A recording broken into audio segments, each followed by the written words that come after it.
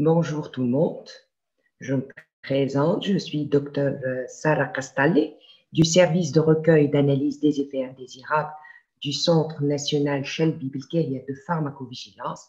Donc, je vais vous présenter les manifestations post-vaccinales indésirables des différents vaccins contre la COVID-19. Donc, nous allons commencer par les définitions qui sont importantes et leur implication dans le contexte de la COVID. Également, on va voir les déclarations de ces MAPI et les moyens pour la surveillance de l'innocuité de ces vaccins. Et on va terminer par les effets indésirables de ces différents vaccins autorisés en Tunisie ou en cours de validation, ainsi que leurs contre-indications et précautions d'emploi. Alors, pour commencer, qu'est-ce qu'une manifestation post-vaccinale indésirable? Donc, il s'agit de tout incident médical qui survient après la vaccination et qui suscite l'inquiétude et que l'on croit être provoqué par la vaccination.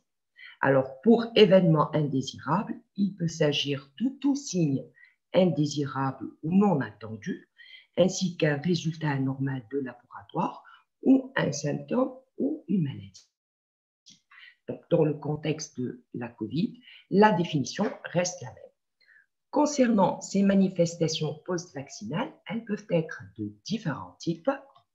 Pour commencer, on va voir les réactions qui sont liées à un produit vaccinal. En d'autres termes, les effets indésirables du vaccin, du produit vaccinal. Alors, par définition, cette MAPI est provoquée ou accélérée par un vaccin dû à une ou plusieurs des propriétés inhérentes au produit vaccinal. Alors, dans le contexte de la COVID, là, du fait que, comme vous le savez, il y a différents vaccins contre la COVID qui ont été mis rapidement sur le marché. Ils ont obtenu des autorisations d'utilisation d'urgence du fait qu'ils ont montré leur efficacité et leur bonne tolérance, en d'autres termes, peu d'effets indésirables. Néanmoins, l'identification des événements indésirables qui sont rares et très rares reste insuffisante. Pour cela, il faut déclarer toutes ces manifestations. Un autre type de MAPI, il peut s'agir d'une erreur liée à une erreur de vaccination. Donc, réaction liée à une erreur de vaccination. Donc, précédemment, on parlait d'une erreur programmatique. Alors, par définition, cette MAPI résulte donc d'une manipulation, prescription ou administration qui est inadéquate du vaccin et c'est une erreur, donc on peut l'éviter. Dans le contexte de la COVID,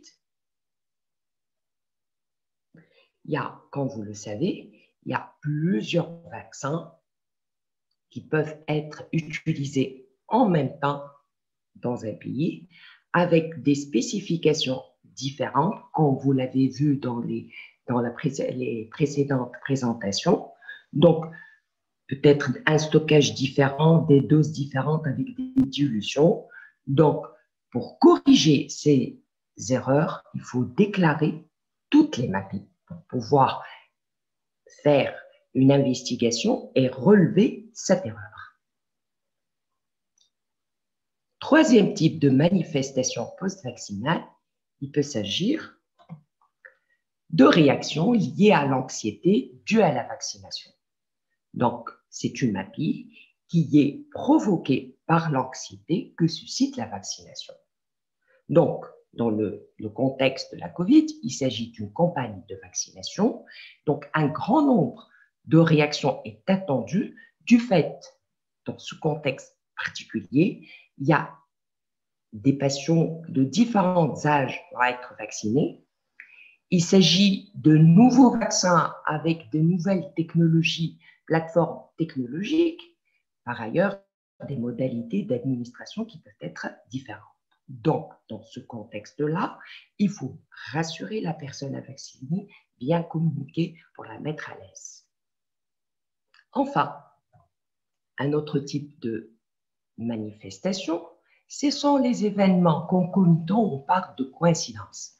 Par définition, cette MAPI, donc ce n'est pas une MAPI qui est liée au produit vaccinal, elle n'est pas liée à une erreur de vaccination ou à l'anxiété, néanmoins, elle reste une MAPI du fait qu'il existe une relation temporelle, c'est-à-dire qu'elle est survenue après la vaccination.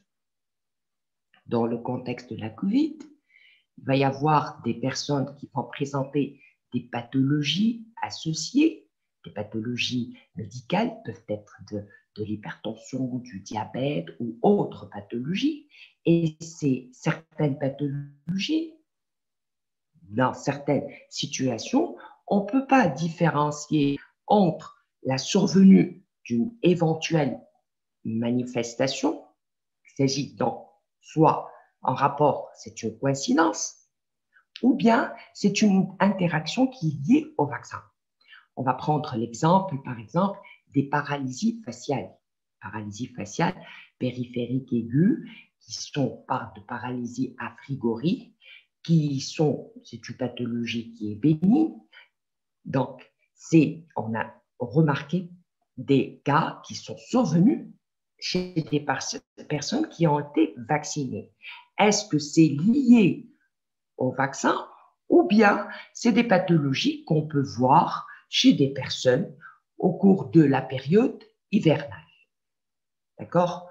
Donc, pour cela, pour bien identifier s'il s'agit d'une coïncidence ou c'est lié au vaccin, il faut relever les différents antécédents médicaux des patients, les différents facteurs de risque pour pouvoir bien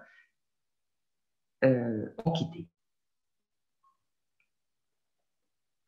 Pour les événements indésirables graves, donc comme vous le savez, qui ont été bien définis par l'OMS, ces événements indésirables peuvent être liés soit en rapport, qui peut être en rapport avec une mise en jeu du pronostic vital, une hospitalisation ou une incapacité ou invalidité permanente. Dans le contexte de la COVID, malheureusement, il y a peu d'informations concernant ces effets indésirables graves et très rares, comme on l'a dit, puisque c'est des vaccins qui ont été mis rapidement sur le marché. Donc, c'est pour ça qu'il faut déclarer toutes les MAPI afin de pouvoir mener l'enquête et rechercher ce bénéfice-risque, c'est-à-dire est-ce que la balance bénéfice de ces vaccins va l'emporter sur le risque de survenue d'événements indésirables graves. Donc, pour la déclaration de ces MAPI, il faut déclarer toutes les MAPI. Cette déclaration peut se faire à l'aide d'une fiche. Nous avons élaboré, la fiche, elle existe, mais nous l'avons améliorée. Donc, comme vous le voyez, c'est une fiche qu'on peut l'avoir sous forme de papier, mais également sous forme électronique. Dans cette fiche, donc, il y a les informations standards concernant le notificateur, le patient vacciné, mais également, il faut signaler, là c'est très important, signaler le nom du vaccin, du fabricant, comme on l'a dit, il va y avoir en même temps différents vaccins avec différents fabricants. De même qu'il faut signaler le numéro de lot, aussi bien du vaccin que du diluant. Et également, il faut mentionner une partie concernant les antécédents de la personne vaccinée. La nouveauté, nous avons élaboré une fiche pour la personne vaccinée elle-même, de son propre chef. Elle peut déclarer toute manifestation post-vaccinale à travers cette fiche qui peut être également sous forme de papier ou sous forme électronique. Alors, pour les moyens de déclaration, on a parlé de fiches, de documents papier, mais également il y a des moyens électroniques comme la plateforme EVAX dont vous voyez l'adresse. Il y a le site web du Centre national de pharmacovigilance, également vous avez l'adresse, et on a la base de données, on peut déclarer à travers cette base de données base de données du Centre national de pharmacovigilance, c'est la base de l'OMS, Vigiflow. Il y a également, on peut déclarer par téléphone et par la consultation directement au Centre national de pharmacovigilance, mais également à travers les services régionaux de pharmacovigilance, à savoir les services de Sousse, de Monastir et de Sfax, selon la situation géographique de la personne, donc des centres de vaccination. Maintenant, on va voir les différents événements indésirables des différents vaccins qui ont obtenu leur autorisation, donc une autorisation exceptionnelle et temporaire de mise sur le marché ou en cours de validation. Comme vous voyez, vous avez le vaccin Pfizer, le vaccin russe Sputnik et le vaccin AstraZeneca. Alors, ces vaccins présentent des événements indésirables comme tout vaccin qui ne sont pas graves. Donc, il s'agit essentiellement de réactions au site d'injection, à type de douleur, de gonflement, chaleur, prurite, etc. Également de réactions type de fatigue, de céphalée, nausées, des troubles digestifs, une petite désarthralgie, fièvre, frisson. C'est des réactions qui sont vues quelques heures après ou quelques jours après la vaccination, qui vont disparaître rapidement en quelques jours, en moyenne en 48 heures. Également, on peut observer dans une fréquence moindre des lymphadénopathies, des adénopathies, des céphalées, des troubles digestifs, des prurites. Là, pour les réactions qui sont les plus fréquentes, qui ne sont pas graves. Néanmoins, on a rapporté quelques réactions rares, comme la paralysie faciale périphérique aiguë. C'est une paralysie à frigorie. C'est une pathologie qui n'est pas grave. Il y a eu pas mal de cas qui ont été signalés avec le vaccin Pfizer. Néanmoins, après enquête, on a remarqué que c'est des paralysies qui sont survenues à une fréquence qui n'était pas augmentée par rapport à ce qu'on observe dans la population générale au cours de la même période hivernale. Donc là, on peut dire qu'il peut s'agir d'une coïncidence. Pour les réactions très rares, on a rapporté des réactions d'hypersensibilité, dont la plus grave, l'anaphylaxie. Comme cette anaphylaxie, elle peut également être vue avec d'autres vaccins. Également des troubles du rythme cardiaque à surveiller. Selon les dernières